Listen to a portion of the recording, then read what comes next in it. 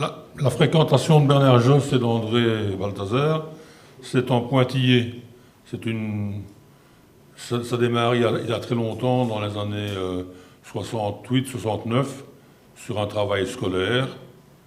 Et c'est à propos d'un peintre moderne, parce qu'on devait faire un travail sur la peinture moderne, avec un peintre moderne de la région. Et moi, habitant en Derlu, bon, les peintres modernes, ça ne courait pas les rues.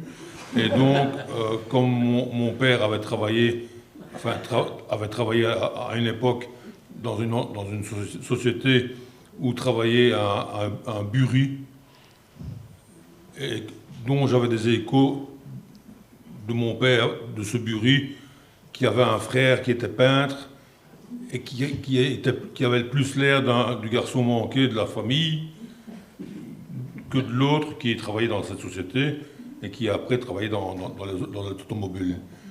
Donc le côté bon peintre, ça faisait mon affaire. Peut-être que le côté un petit peu manqué, bon, ça m'a titillé un petit peu. Donc je me suis renseigné auprès du buri réussi pour avoir l'adresse du buri raté. Et donc, avec l'adresse du buri raté, j'ai écrit, de ma plus belle plume, il habitait à ce temps-là, dans la région parisienne, à Fontenay-les-Roses. Et il m'a répondu que c'était avec plaisir qui m'aiderait pour mon travail scolaire.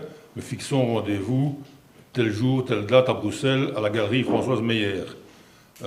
Donc pour ce jour-là, j'avais fait l'acquisition d'un petit enregistreur à bande pour faire mon interview. J'avais pris mon appareil photo, donc j'avais tout le matériel.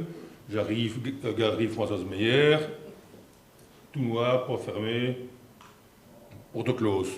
Alors, je suis revenu, et 2 jours après, j'ai reçu une lettre d'un certain Paul Bury, qui s'excusait en long et en large, me disant qu'on s'était manqué de peu, mais que maintenant la rencontre n'était plus possible, parce que le lendemain, il était parti pour New York. C'est la première fois qu'il partait pour New York. Donc, mais me disant que tout n'était pas perdu, et que je prenne contact avec son biographe, un certain André Balthazar à la Louvière. Donc c'est comme ça que j'ai repris mon petit enregistreur, mon petit appareil photo, et que je suis allé à la rue Thiriard, où j'ai rencontré une famille, avec une dame, avec des enfants qui montaient partout sur les canapés. Oui, et que André et moi, nous avons fait une espèce d'interview. Et si je fouillais en dessous de 3 mètres dans la maison, je devrais retrouver les bandes d'origine. Et ce travail sur ce peintre moderne de l'époque, je l'ai présenté à l'école 13-14 fois, parce que c'était vraiment un peintre moderne qui faisait bouger des boules, ça ne ressemblait pas spécialement à de la peinture. Donc j'ai eu mon gros succès à l'époque. Après, j'ai entrepris, donc ça une première petite page, j'ai entrepris d'aller à l'école, j'ai continué, et plus tard j'ai entendu parler d'une série de choses dans cette grande école, dite grande école, qui s'appelle la Cambre, et mon professeur m'a parlé d'un monsieur qui s'appelait Jean Tardieu. J'ai été consulter Jean Tardieu à la Bibliothèque nationale, et comme ça, et je suis retombé à un moment ou l'autre, je suis retombé sur le Daily Bull, mais enfin, l'histoire continue, mais je n'ai plus eu de contact plus précis que ça. J'ai participé à quelques livres enquêtes, comme Autotombe, comme l'art, c'est ça, d'un arbre à l'autre.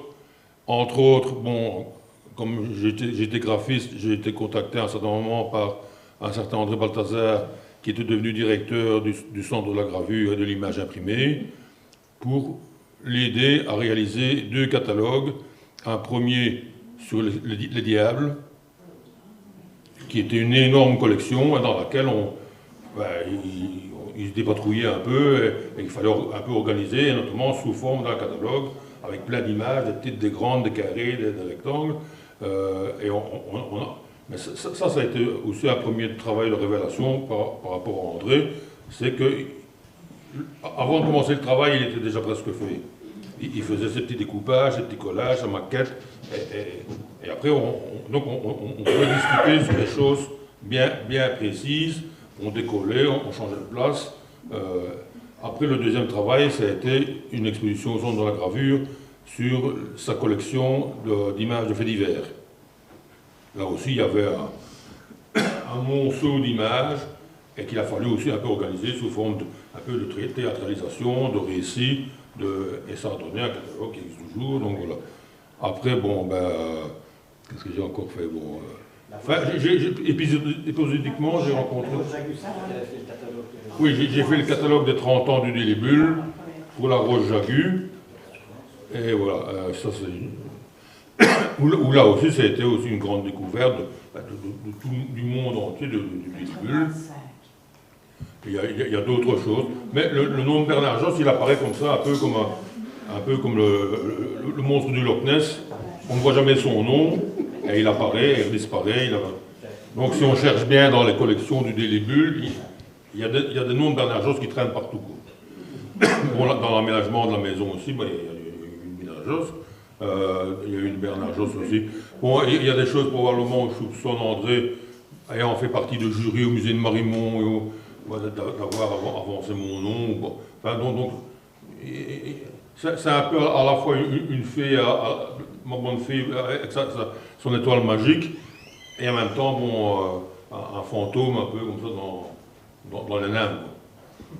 Et alors, après, ça s'est concrétisé un peu plus, et après, on s'est retrouvé sur la collection ici au Délibule, archives, et avec le dernier numéro qui est le numéro 7, les 6 numéros au départ avec Montbéliard et où avec lui, j'ai un peu rebétonné, recentré l'histoire du Délibule, même parfois avec des choses que la dame ne connaissait pas. Elle dit, mais André, mais tu ne m'as jamais expliqué ça, tu ne m'as jamais dit ça. Non, elle n'était pas là. Bon. Et André avait parfois l'air de refaire l'histoire en occultant des choses de vieux garçons. Et donc l'histoire officielle, elle est dans le numéro 1, l'histoire de Montbéliard. Et alors, le numéro 7, ça, c'est archive numéro 7, c'est sur André Balthazar, mais rien qu'André Balthazar, sans André Balthazar. Donc, j'ai eu accès, comme pour tous les autres, aux archives d'André qui étaient vraiment des merveilles. Et dans cette boîte, j'ai sorti des choses, j'ai gardé des choses dans la boîte, et les choses que j'ai prises, elles sont là, elles sont organisées, et ça, c'est presque un André. Voilà.